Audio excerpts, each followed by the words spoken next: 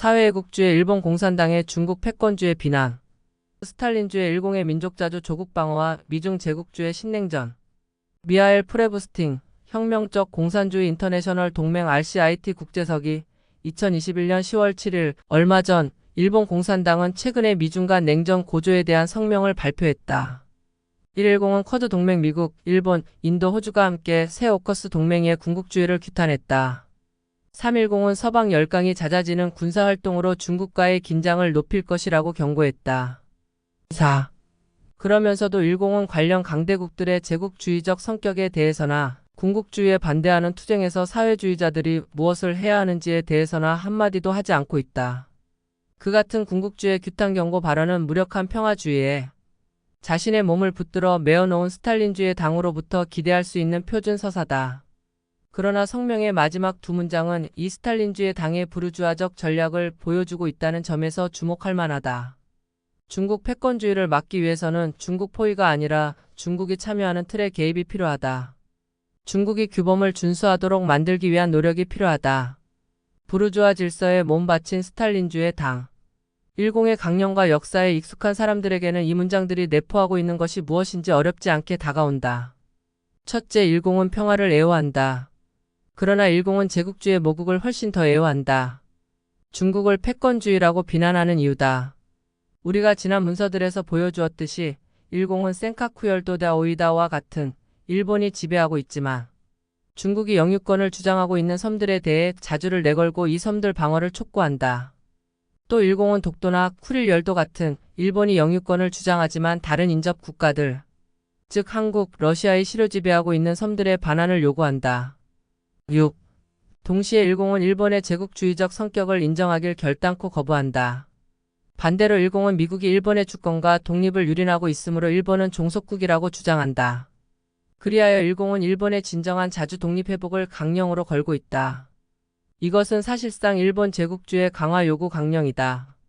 일본 독점 부르주아지가 미국의 제약으로부터 자유로워지도록 일본 제국주의를 강화하자는 요구다. 마지막 문장은 특히 주목할 만하다. 중국이 규범을 준수하도록 만들기 위한 노력이 필요하다. 첫째, 어느 규범을 중국이 준수해야 한다는 것인가? 명백하게도 일공이 말하는 규범은 국제법의 규범이다. 실제로 이 국제규범 준수는 미일 제국주의 정부가 남중국해와 동중국해에서 중국의 영향력을 억제하길 원할 때 내거는 바로 그 동일한 슬로건이다. 둘째, 어떻게 중국이 규범을 준수하도록 만들겠다는 것인가? 역시도 이것은 국제사회, 즉 제국주의 강대국들과 그들이 지배하는 기관들 유엔이나 국제사법재판소 같은 에 호소하자는 것이다.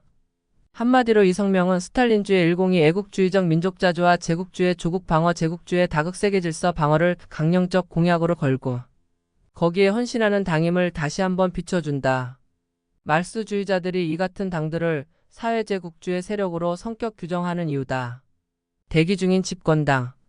제국주의 조국에 대한 이 같은 충성심은 일공에게 새로운 것이 아니다. 일공은 1945년 이래로 이러한 민족자 주조 국방어 강령을 일관되게 견지해왔다.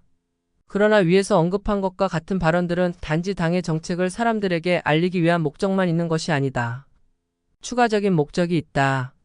일공은 지난 10년간 공식 당원 27만 명, 평균 선거 득표율 8-11%의 세계 최대 스탈린주의 당이다.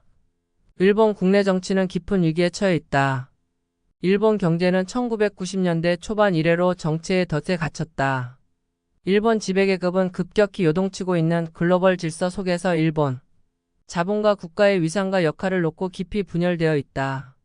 자민당이 1945년 이후 딱 한 번 빼고 줄곧 집권하고 있지만 최근에 총리들이 자주 교체되는 데서 보듯 자민당 정부는 취약하고 불안정하다. 이런 조건에서 일공은 미래 연립 정부의 일부가 될 수도 있다. 일공의 모든 정책 발언들은 자신을 일본 독자, 부르주아지가 받아들일 수 있는 당으로 만들기 위한 전략의 일부로 봐야 한다. 즉 일공은 일본 독점 자본에 의해 봉사하는 미래 정부의 건실한 일원이 될 수 있음을 보여주기 위해 그 같은 조국 방어 발언들을 의식적으로 배치하고 있는 것이다.